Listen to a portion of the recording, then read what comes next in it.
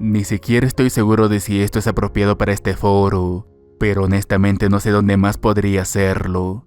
Se trata de una historia real que muy seguramente cualquiera de ustedes, fanáticos de los videojuegos espaciales, ya la haya escuchado antes, pero no su historia completa.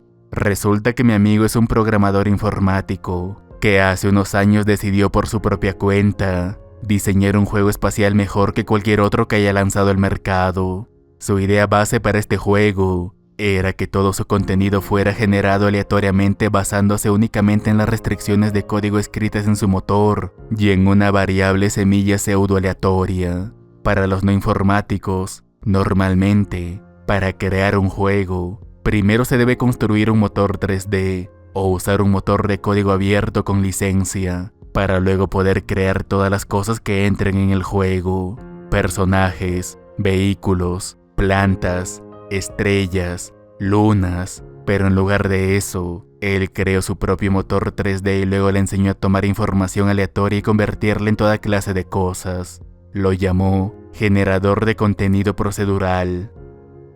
Todo en su juego se construyó en base a las matemáticas y un código. Todo desde estaciones espaciales, naves e incluso razas alienígenas con diferentes predilecciones culturales y todo eso.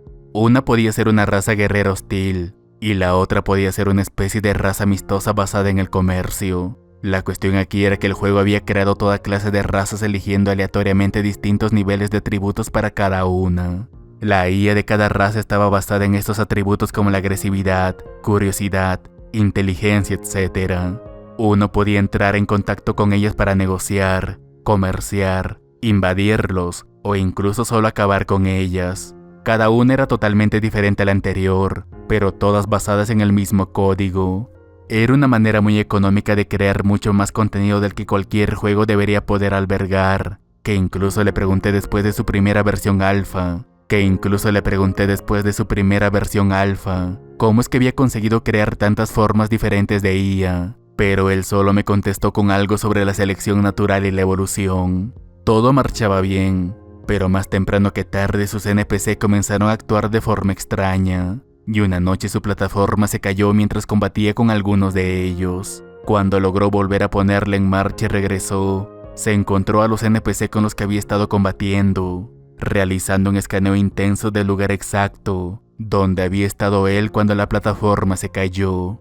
Es más, otros NPC se unieron a ellos, y entre sus varias naves, vio un nuevo tipo de nave que no había visto antes, clasificada como una nave científica.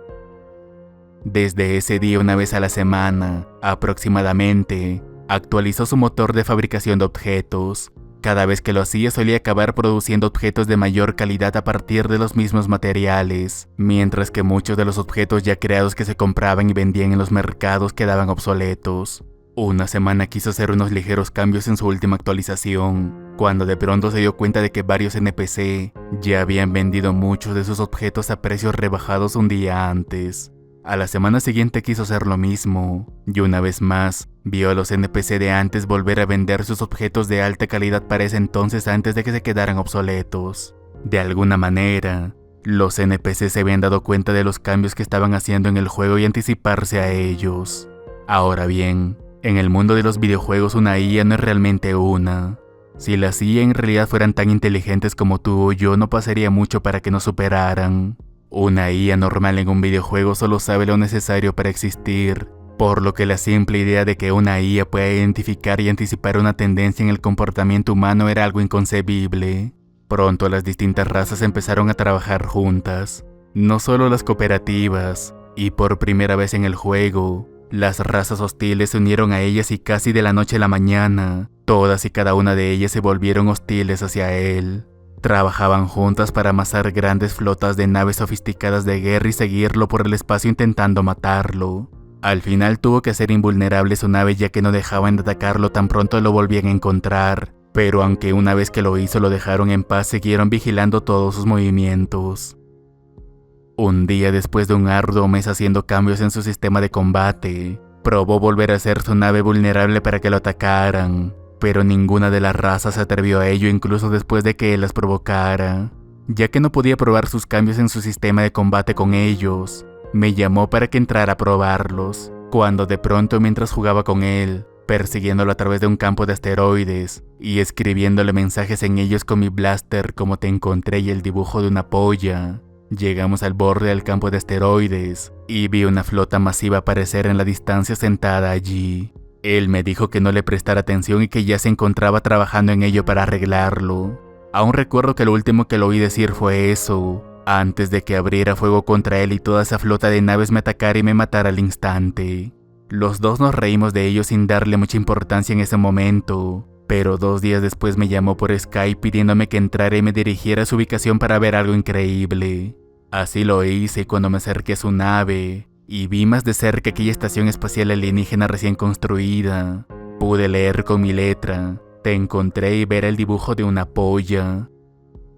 Incidentes como este continuaron sucediendo a medida que los días pasaban, por lo que para no quedarnos atrás y como una broma entre los dos, empezamos a dejarnos pequeños mensajes en lunas y en un planeta moderadamente enorme letras y números al azar.